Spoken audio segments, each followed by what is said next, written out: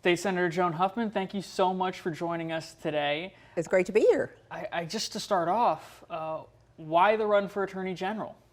Well, Ken Paxton's done a good job at certain things. He certainly, worked at combating federal overreach when we had a different president.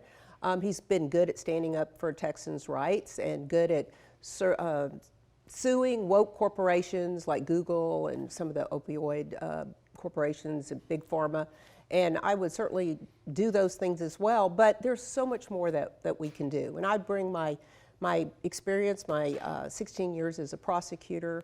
I've been a twice elected criminal district court judge, been in the legislature as a Texas state senator since 2009. I bring all that experience and really just kind of beef up the law enforcement side of the AG's office. Really do everything that we can to keep Texans safe. And there's so much we can do that we have the ability to do. The law enforcement division at the AG's office has about 200 law enforcement officers. A lot of people don't know that. We need to get aggressive prosecutors in there, aggressive lawyers who are going to work really hard to go after human trafficking, which I've written most of the legislation on that, fentanyl trafficking, go after Medicaid fraud. And, we've heard a lot of that from President Trump and Doge about the fraud. Well, we need to get after it in Texas because the feds can't do it all. So there's just a lot of things that I think that we need to focus on that have not been focused on. When I look at my experience, and I look at other AGs in modern history, there has never been a prosecutor, former prosecutor with significant, felony trial experience, with never been a criminal district court judge who's presided over thousands of cases. Never been a state senator who was chairman of the major committees, state affairs, redistricting, jurisprudence. Been chair of finance for 2 sessions, presiding over a committee that looks at every line of the state budget. I know what's in every state agency, how it runs, and I've been doing all of this for a long time, and I'm ready to serve. The other people running just don't have that level of experience. So I'm presenting that to the voters and hoping that I know I can serve with integrity, and I hope that's what they're looking for. Speaking of running this really contested primary right now, 4 major names in there, and a lot of them getting some major support, whether it's Chip Roy getting support from Ted Cruz.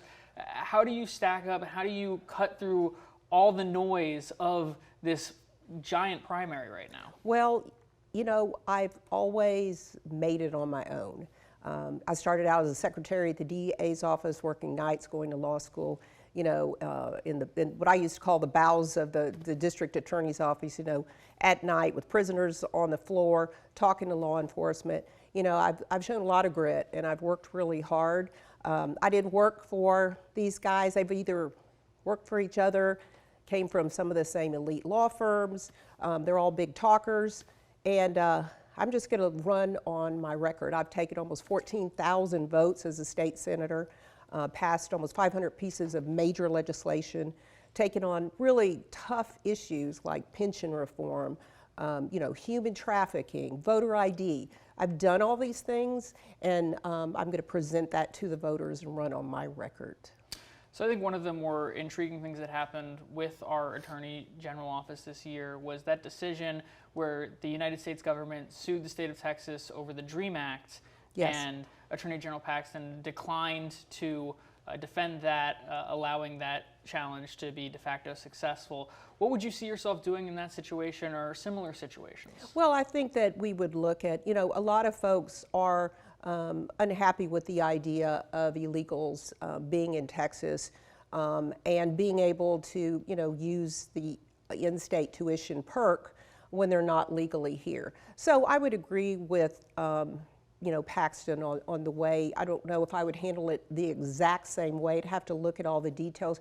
But I certainly agree with the concept that if you're here illegally, you should not benefit from taxpayer, benefits, that because it does hurt our own citizens here because college is expensive, and many middle-class individuals or anyone. It's tough to pay college tuition these days. And we've worked in the legislature to kind of control that, but it's still a difficult proposition for many young people going to college these days. Yeah, another instance where we've seen Attorney General Paxton take a proactive role was in his attempts to try to bring those quorum breakers back to Austin.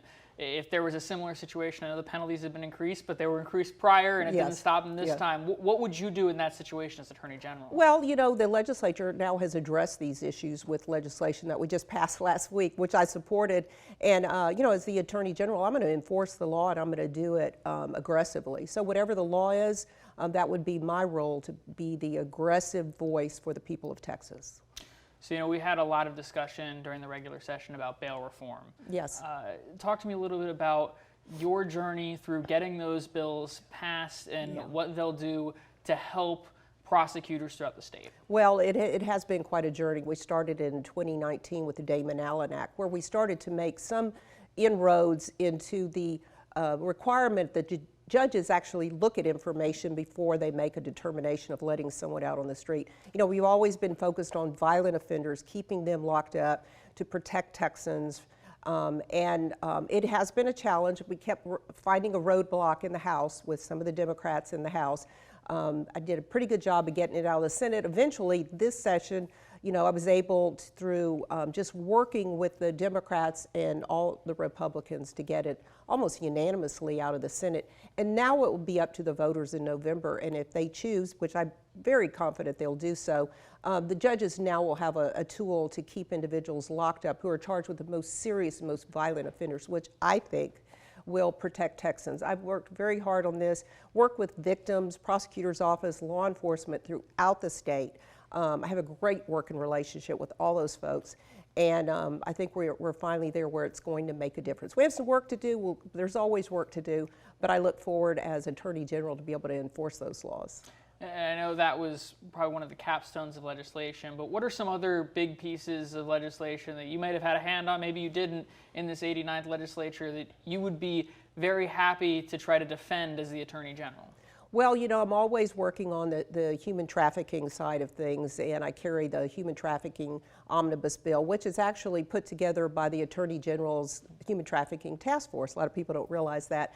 I've carried that legislation for years, and we've just, you know, carved away at really getting at those who traffic individuals, protecting the victims, giving them more resource. So I'm always, you know, really proud of that legislation. We also passed a bill that is going to, it's called DPRIT, which is the Dementia Prevention Research Institute of Texas, which is going to be a great program that will work with bringing innovative research and trying to cure and treatment for dementia, which affects almost every Texan has had an experience with a family member or friend who's experienced that.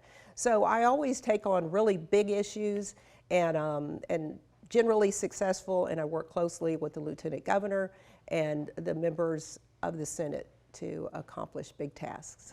Another big issue we've seen over the last half decade, especially relating to the Attorney General's office, is promoting election integrity, making sure the Texas elections are fair and secure. How would you do that and handle that in the Attorney General's office? Well, I will say that maybe some people don't realize this because it's been several years now, but I did pass the first voter ID act that actually held up in the courts.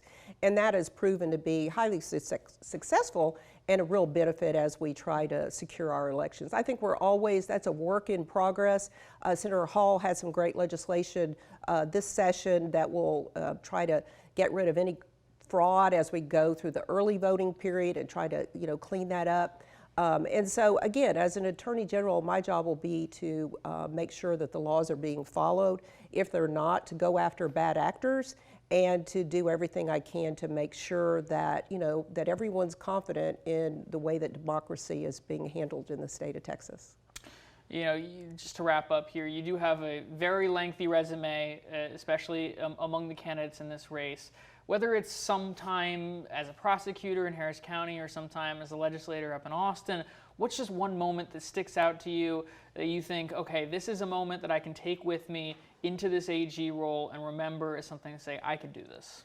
I think when I think about my whole career, you know, what always still touches me is the contact that I've had with victims' families. And so, you know, I think of the little girl who was raped and murdered and left in an attic, and dealing with her parents, Nicole Bitton, I still remember her name, it was a long time ago, and the man who did that to her has since been executed. But I always have seen myself as, you know, the voice for that family, and I want to keep doing that for Texans. Well, State Senator Huffman, thank you so much for Thank joining. you. The last word is yours. Well, I look forward to serving the people of Texas. I am a public servant. I've been doing this a long time. I know I'm going to have to earn their vote, but I'm going to try to show everyone that my record, my qualifications, my background, and my integrity will prepare me quite well for this position. Thank you so much. Thank you for taking the time. Thank you.